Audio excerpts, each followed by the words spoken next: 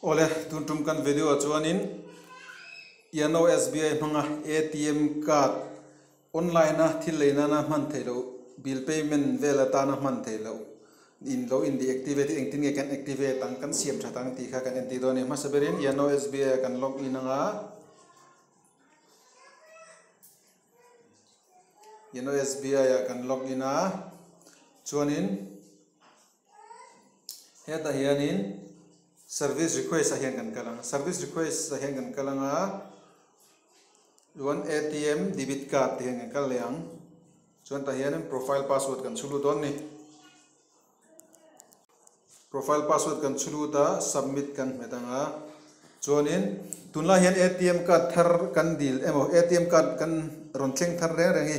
online na thil leina na man de online transaction tina na man nahi aron off sa deactivate sign aron thon thina kha kan man du chuanin activate chop ve hin ngai thin ani masaberin tuntuma chuan chumi online na man thedan tur ti kan du wangin ka dang block ka ti te request ATM ka ti te chu kan ti ri lo nga manage ka ta hian masaber ngan kalang manage ka ta kan kala ta hian please select account te hianin kan account kan su select ka chuanin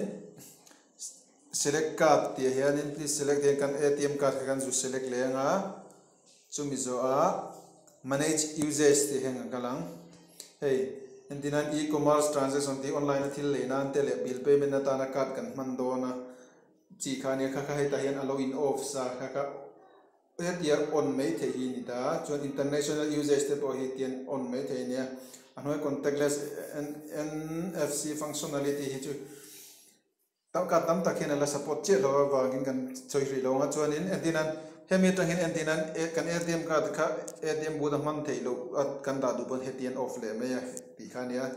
chuanin next sa kan medanga ta hen OTP ron thenga nga OTP kan chulu tanga nganin kan submit tanga yeah transaction for your card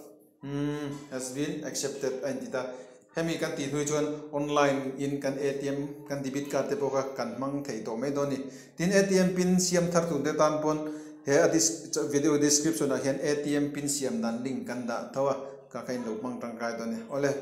kan channel min lo view saka min lo view sak thin tu te chunga lom tu kan soya min lo subscribe saka min lo share sak zer turin kan ngem bok cheu ni lo me